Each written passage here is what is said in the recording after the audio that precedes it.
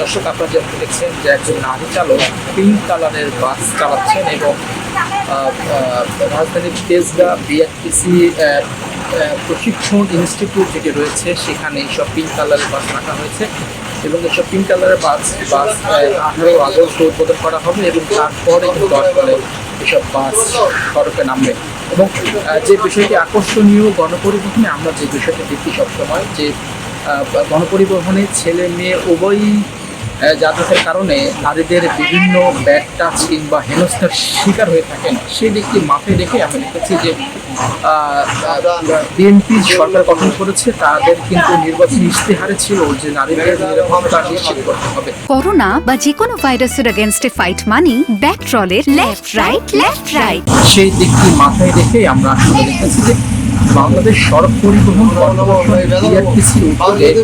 রাজধানীর 10টি রোডে এসব পিঙ্ক কালারের বাস সার্ভিস চালু করা হচ্ছে এবং এইসব বাস সার্ভিসে আমরা যে বিষয়টি দেখছি যে একজন যিনি চালক থাকবেন তিনিও নারী, যে চালকের সহকারী থাকবেন তিনিও কিন্তু নারী একজন।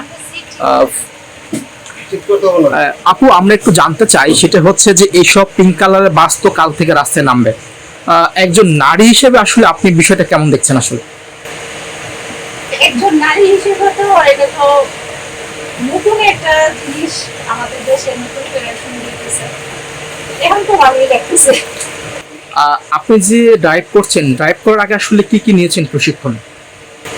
আমি ড্রাইভ করার আগে বড় গাড়িতে প্রশিক্ষণ, ছোট গাড়িতে প্রশিক্ষণ হিসেবে একটা কাজ করছি, বড় গাড়িতে ট্রেনিং শিখছি, ছোট গাড়িতে শিখছি।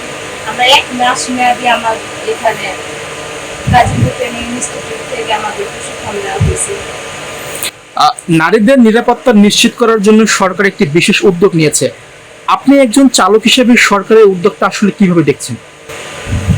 আমি নারী হিসেবে একটা নারী সিটির জন্য যে সরকার যে উদ্যোগটা নিয়েছে সেটা তো খুব একটা ভালো, এটা তো নারীদের জন্য এটা একটা সেফ জোন, তাই না? যে নারী চালক থাকবে, নারী কন্ট্রাক্টর থাকবে, নারী আপনার যাত্রী থাকবে, তারা নিরাপদ জায়গায় পৌঁছাইতে পারবে।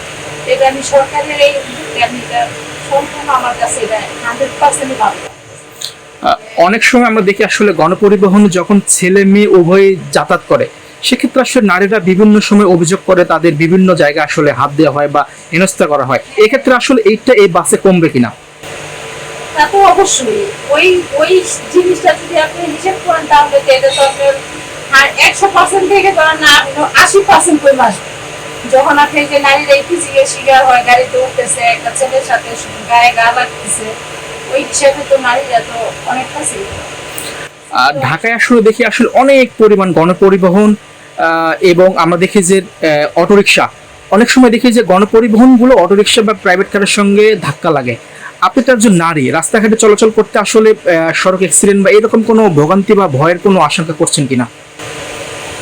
ইনশাআল্লাহ এরকম ভয় করতেছি না। আমার চাকরি জীবনে 8 বছর, এখন পর্যন্ত আমার হাতে কোনো অ্যাক্সিডেন্ট হয় নাই। আমার সেই তার প্রতি একটা আত্মবিশ্বাস আছে যে আমি পারবো।